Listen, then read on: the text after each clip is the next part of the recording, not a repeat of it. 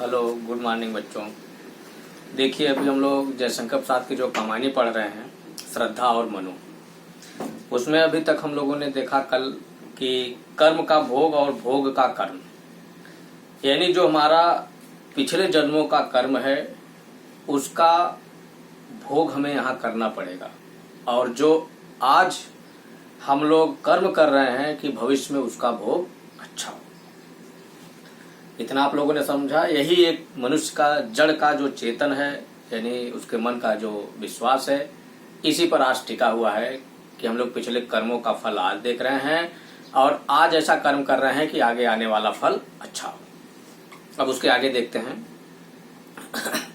अकेले तुम कैसे असहाय यजन कर सकते, तुच्छ विचार तपस्वी आकर्षण से हीन कर सके नहीं आत्मविस्तार। श्रद्धा जो है मनु से कहती है कि हे मनु, अकेले तुम कैसे असहाय, तुम कहाँ अकेले हो और असहाय कहाँ हो, यानी तुम कहाँ अकेले हो और तुम असहाय कहाँ हो, यह मैं कह रही हूँ, ऐसा श्रद्धा कहती है। क्योंकि यजन कर सकते तुच्छ विचार, और तुम्हारे मन में यह तुच्छ विचार कहाँ से आया, छोटी सोच कहाँ से आई, और तुम यजन, यजन का तात्पर्य यज्ञ से है। यजन कर सकते नहीं तुच्छ विचार, यानी कर सकते तुच्छ विचार, यानी तुम्हारे मन में यह विचार आया है कि हम यजन करें यानी यज्ञ करें। जो 5 यज्ञ ऐसे हुआ करते थे जो गृहस्थ के साथ ही प्रयोग किया जाता था, उसका उपयोग तभी हो सकता था, वह यज्ञ तभी पूर्ण होता था कि जब गृहस्थ का मतलब है उसके साथ उसकी पत्नी हो। जैसे अभी आपने रामायण देखा, राम यज्ञ करने जा रहे थे, लास्ट में तो उनकी पत्नी नहीं थी, तो वहां पे सीता की सोने की मूर्ति बना के रखी गई थी।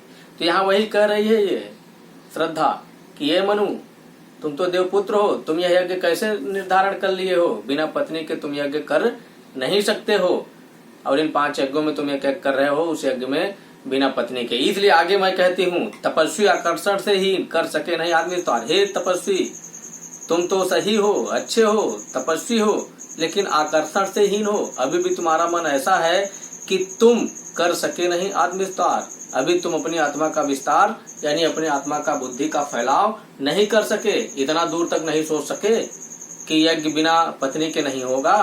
यानी तुम तपस्वी हो, मेहनती हो, परंतु यह छोटी सी विचारधारा अपने में मन से निकाल दो कि तुम अकेले हो और असहाय हो। लो, फिर वह कहती है, अब यहीं पे उसका तात्पर्य है कि यजन तुच्छ विचार, यानी वहां पर अब श्रद्धा अपने आप को यह कहती है कि ये मनु, आप हमसे शादी कर लो, यानी हमें अपना जीवन संगिनी बना लो, आप हमसे विवाह कर लो और अपने बुद्धि का विकास फैलाओ, विस्तार करो और यह यज्ञ संपूर्ण करो। समर्पण लो सेवा का सार, सजल संस्कृत का यह पतवार।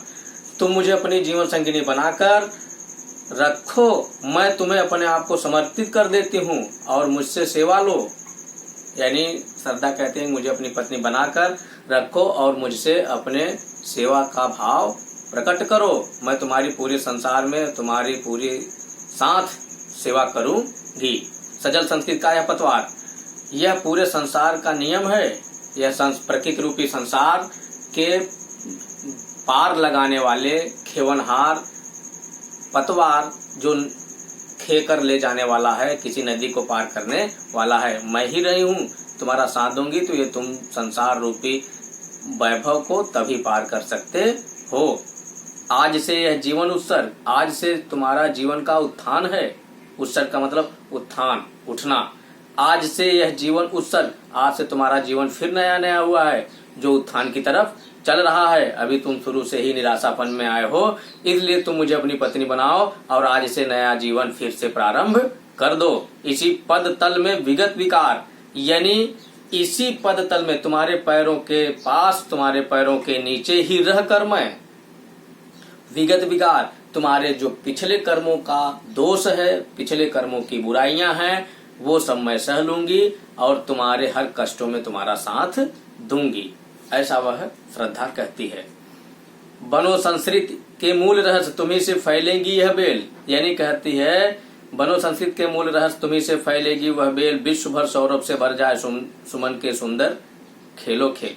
यानी वह कहती है कि ए मनु, बनो संस्कृत के मूल रहस्य, इस संसार के तुम मूल रहस्य बन जाओ तुम्ही से फैलेगी वह बेल।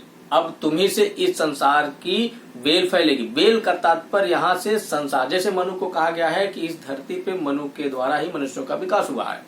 तो आप समझ गए हैं कि यहाँ पर श्रद्धा मनु से कहती है कि आप मुझसे विवाह कर लीजिए, और यह बेल रूपी संसार, जैसे बेल सब जगह फैलता चला जाता है, इस संसार में हर जगह मनुष्यों का विकास होना चाहिए। इसका मतलब ये लोग शादी करेंगे, शादी के बाद बच्चे होंगे, उनकी हंसी खुशी से किलकारियां गूंजेंगी और बेल की तरह पूरे संसार में मानव का विकास हो जाएगा। विश्व भर सौरभ से भर जाए, सुमन से खेलो सुंदर खेल। यहाँ वही दिया गया है कि एक परिवार को बेल से तुलना की गई है कि जिस प्रकार बेल चारों तरफ फैलकर बड़े हो जाते हैं, खिल जाते हैं, उनसे सुगंध आने लगती है, उसी प्रकार हम तुम विवाह करेंगे तो हमारे बच्चे होंगे, इससे हमारे संसार में मनुष्यों की उत्पत्ति होगी और मनुष्य के द्वारा इस देश का विकास होगा और चारों तरफ धीरे धीरे मनुष्य की उत्पत्ति होगी और फिर मनुष्य जाकर इस संसार में, इस धरती पर चारों तरफ फैलेंगी। यही कहा गया है कि जिस प्रकार फूल खिलेंगे, सुगंधित होंगी, किलकारियां सुगंधित होगी, उसी प्रकार बच्चे होंगे और चारों तरफ किलकारियां गूंजेंगी। और यह क्या तुम सुनते नहीं विधाता का मंगल वरदान, शक्तिशाली हो विजयी बनो, विश्व में गूंज रहा जयगान। यानी वह कहती है कि और क्या यह तुम्हें वरदान सुनाई नहीं दे रहा है, देवताओं की आवाज सुनाई नहीं दे रही है कि और क्या तुम सुनते नहीं विधाता का मंगल वरदान। मंगल का मतलब कल्याण हो, यानी कहा जा रहा है कि यह वरदान तुम्हें सुनाई नहीं दे रहा है देवताओं द्वारा कि तुम ऐसा कर्म करो जिससे इस संसार का कल्याण हो। अब ऐसा कर्म करो, वो श्रद्धा और मनु विवाह करें और सुंदर खेल, सुंदर किलकारियों से पूरा संसार गुंज जाए। यह विधाता यानी भगवान लोगों, देवताओं लोगों का यह संदेश है वरदान के रूप में। शक्तिशाली हो विजयी बनो, तुम तो बड़े शक्तिशाली हो, विजय करो, यानी तुम शक्तिशाली हो, इस संसार पर विजय करो और विश्व में गूंज रहा जयगान, इस पूरे संसार में ही तुम्हारी जयगान होगी। यह गूंज रहा है कि तुम शक्तिशाली हो और विजयी बनो और इस संसार को अपने कदमों में झुका दो। इसी तुम्हारे झुकाने का मतलब युद्ध करना नहीं है, पूरे संसार में जैसे आज हम लोग मनु पढ़ रहे हैं कि मनु के द्वारा ही इस पर मनुष्यों की उत्पत्ति हुई है, तो गूंज रहा है। फिर कहा डरो मत अमृत संतान, अग्रसर है मंगलमय वृद्धि, पूर्ण आकर्षण जीवन केंद्र, खींची आवेगी सकल समृद्धि। यहाँ कहा जा रहा है कि डरो मत, अरे अमृत संतान। अमृत संतान का मतलब कि जो अमर हो, यानी देवता लोग हैं, देवताओं के पुत्र हो तुम। श्रद्धा मनु से कहती है कि ए मनु, आप तो देव पुत्र हो, आप देवताओं के पुत्र हो।